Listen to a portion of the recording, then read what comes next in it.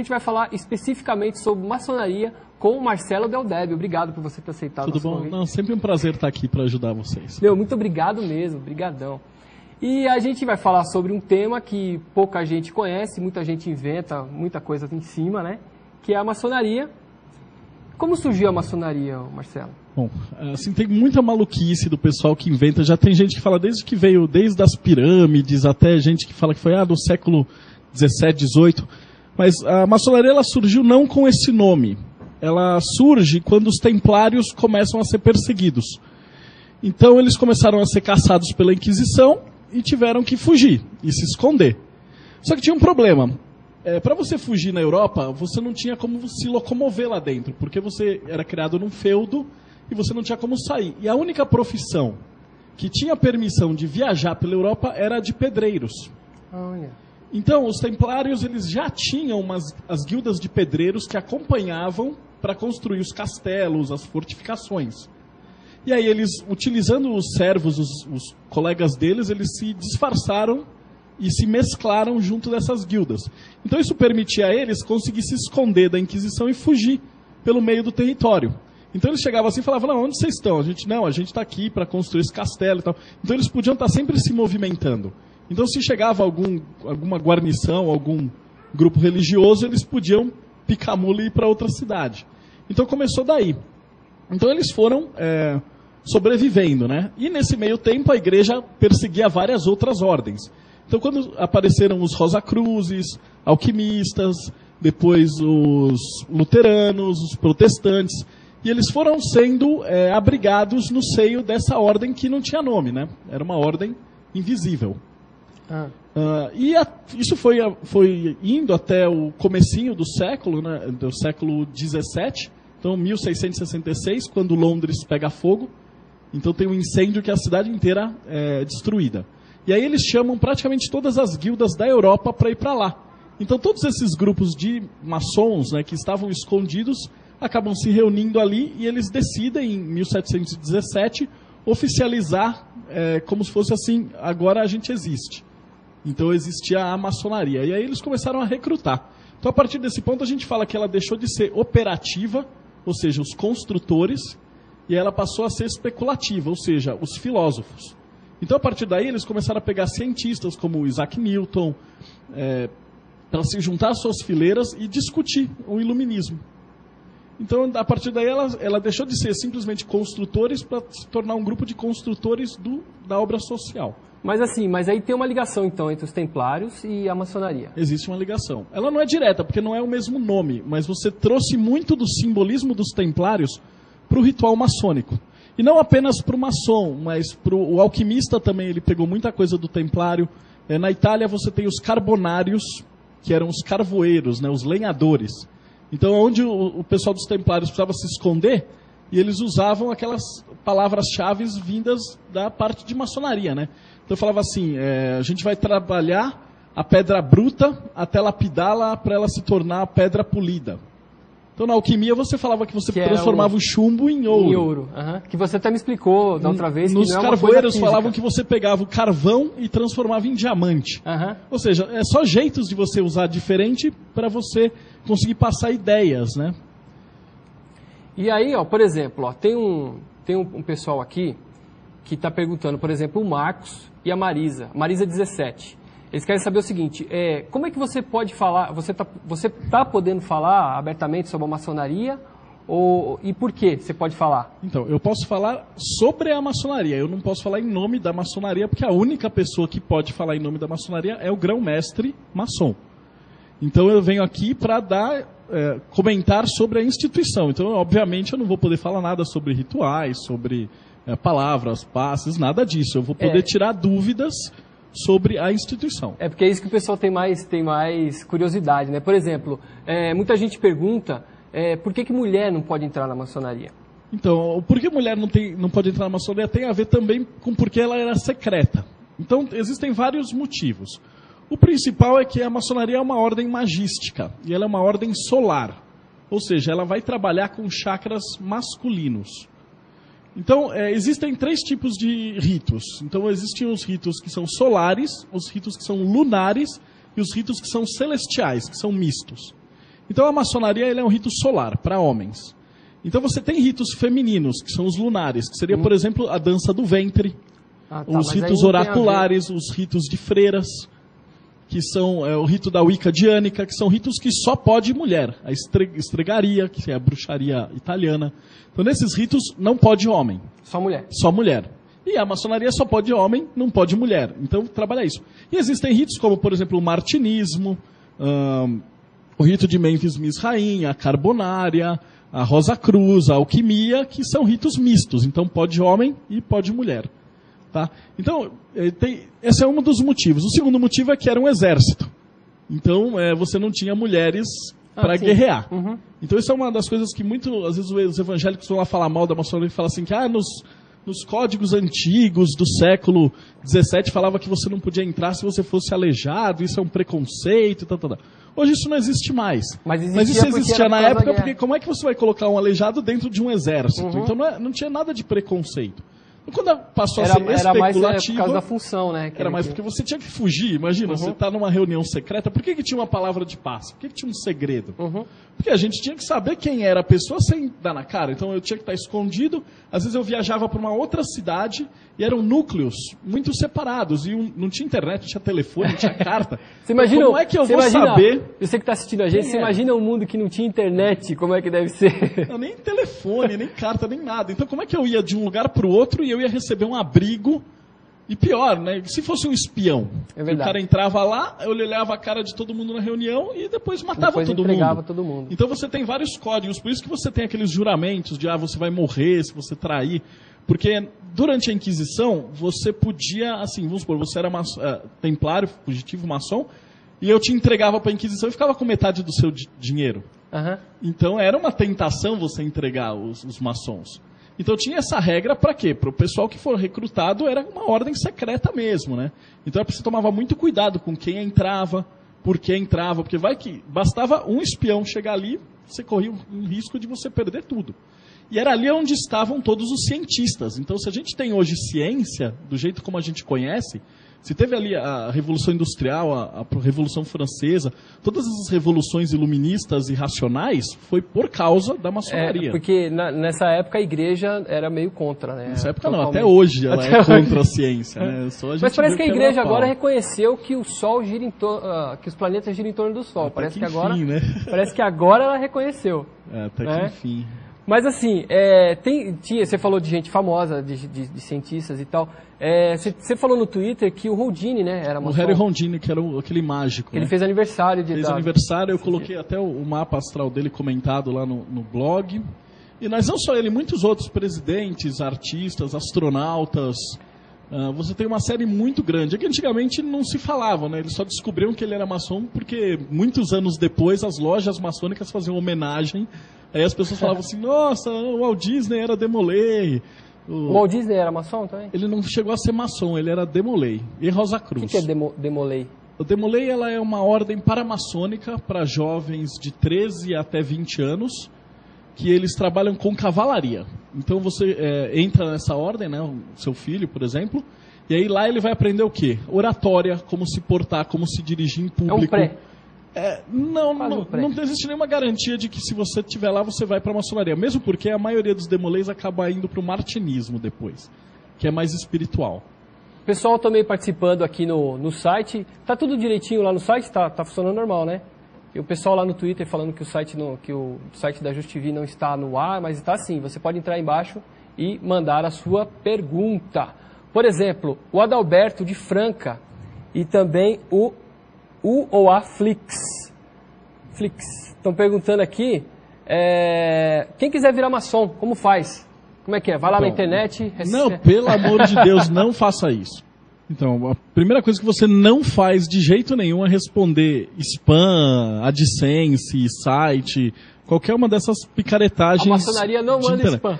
Nenhuma ordem séria de nenhum tipo manda spam, te manda e-mail, entre para os templários, entre para a maçonaria. É só golpe. Promoção, isso não existe. Uhum. Então a única maneira de você entrar é através do convite de alguém que está lá dentro. Então ele te conhece e fala, pô, o Gilmar tal, o cara uma pessoa boa, tal, vou propor. E aí essa pessoa se torna seu padrinho. Então ele vai te indicar. A partir daí, você vai ter que escrever uma série de documentos lá para dentro. Então eles vão revirar a tua vida de cabeça para baixo para ver se você tem algum processo, como é que está emprego. Vão fazer entrevista com a sua esposa para ver como é que é a sua família. Então, todo o processo, até você ser aceito e iniciado, demora mais ou menos 1 ano. Ah, não é assim, entra então, lá, cara, assim, o que mais teve desde que tem esse negócio de internet, como tem muita desinformação e muita picaretagem, é golpe. Então tem cara que, às vezes, eles cobram coisa tipo R$5.000 para ser iniciado amanhã. Sabe assim, loucura. E aí o cara paga e perde o dinheiro e ainda acha que foi enganado pela maçonaria. Aí pensa que tá enganado engraçado, pela tem maçonaria. até um quadrinho, né, que ele coloca assim, quem quebrou esse vaso? Aí a menina fala assim, foi a maçonaria. Aí a mãe, não, sério.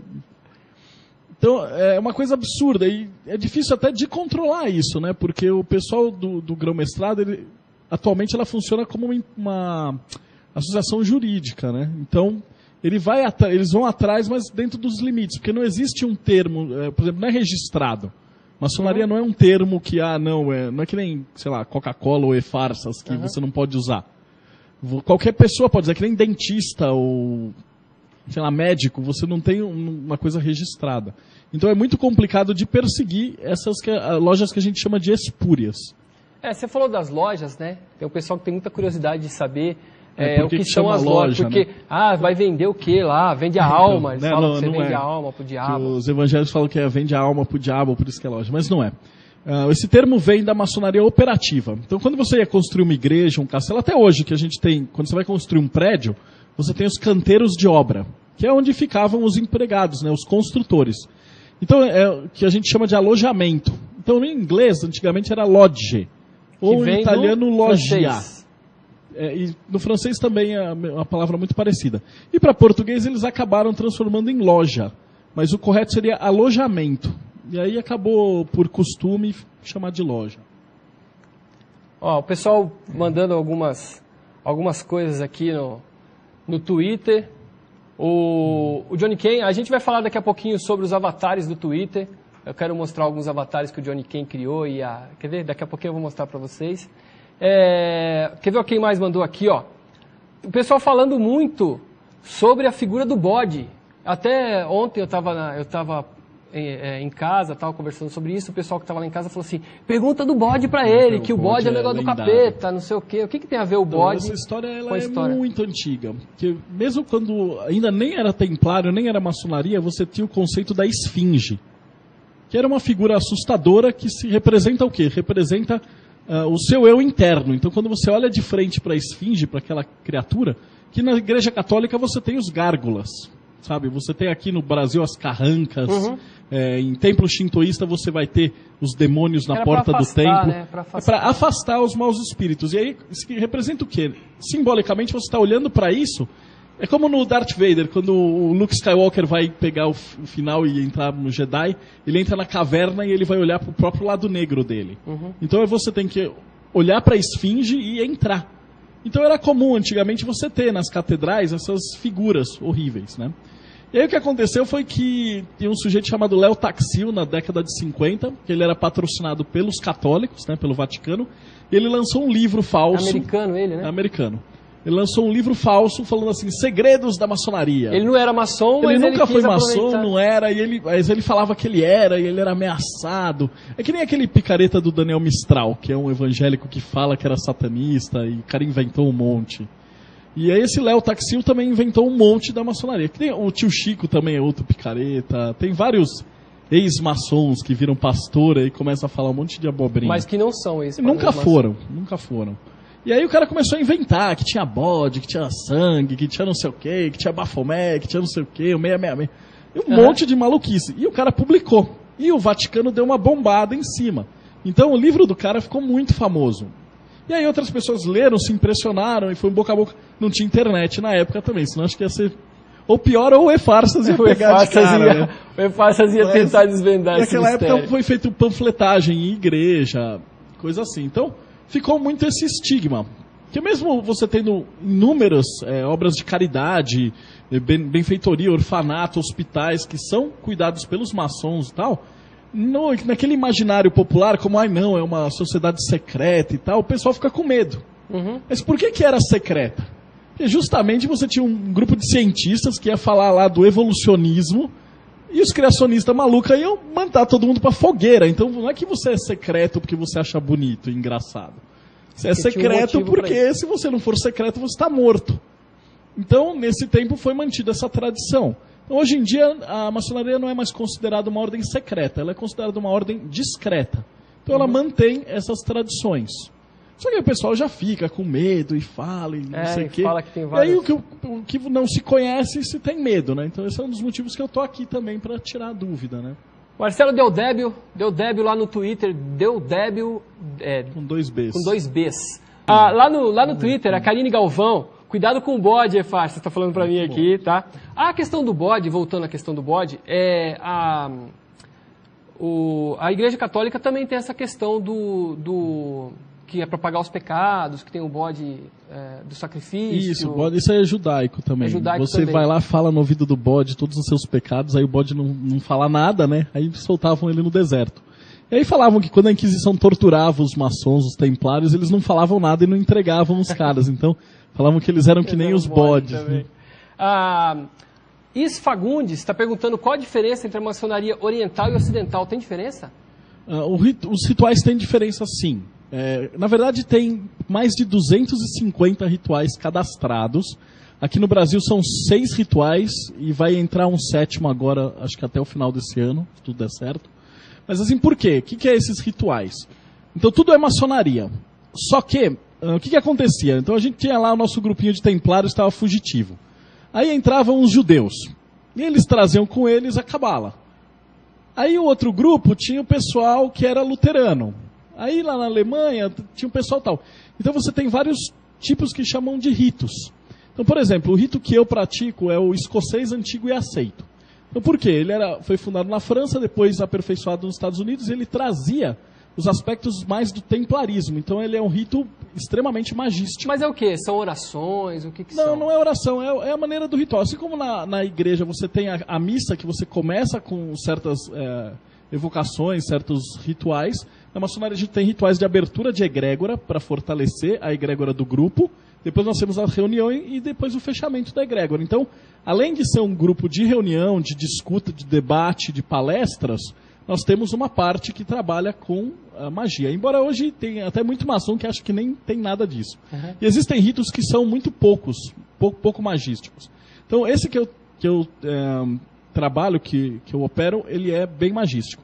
Existe outro rito, por exemplo, chamado Adoniramita, que ele é extremamente cabalista. Por quê? Porque na origem dele, ele tinha muito mais judeu. Existe um rito que chama de Schröder, que ele é quase luterano. Então ele é alemão, e esse rito ele é muito eclesiástico. Então tem pouco magia, mas ele parece muito mais um litúrgico, né? Então, lá dentro eles escutam música clássica, então você tem sempre aulas sobre os grandes maçons, Mozart, Beethoven, que também eram maçons. Então você tem o rito moderno, o rito francês, que ele vem da Revolução Francesa, então ele é quase um rito ateu. Então ele é uma coisa que tem muito pouca ritualística. Então você vai ter o rito de York, que é o rito inglês. Então ele traz muito para o parlamentarismo, então ele é muito mais voltado para o debate. Ah, que legal. Então, de onde vem a origem desses ritos? É justamente como eu falei, esses grupos não tinham contato entre eles, então eles foram absorvendo cultura. Mas o bonito é que os símbolos, o cerne da maçonaria é o mesmo, no mundo inteiro. Então se você for no Japão, a loja maçônica, ela pode não ser igual a daqui, mas ela vai ter as mesmas características. Então você vai ter os mesmos cargos, as mesmas pessoas nos mesmos lugares. Igual você falou aí, o Is Fagundes também está perguntando aqui, se é uma sociedade secreta, por que eles colam adesivos de esquadra e compasso? Porque ela não é mais secreta. Porque não é mais secreta. Ela é discreta, né? Ela é discreta, às vezes nem tanto, né? Menos do que a gente gostaria. É o pessoal que às vezes entra e fica empolgado e põe lá adesivo e tal. Mas é porque não tem mais necessidade de ser secreto. Tanto que você tem os endereços, às vezes você tem até página no Facebook e Tem, tal. eu já vi então também. não tem problema. Eu quero agradecer ao Marcelo Deldébio. Obrigado, Eu que viu, agradeço pela oportunidade de estar aqui para tirar dúvida do Quem pessoal. quiser saber mais, entra lá. Entra no meu site, é www.deldebbio.com.br ou no sedentário.org, no Teoria da Conspiração. Legal, as portas estão abertas aí, é lógico que eu vou te chamar várias vezes aqui pra gente conversar. Pode chamar. Tem muita gente aqui no Twitter que mandou pergunta, não vai dar tempo de responder. Pede pro pessoal do Twitter mandar @Deldébio e eu respondo. @Deldébio. Brigadão pela participação de todo mundo. Semana que vem a gente tá de volta.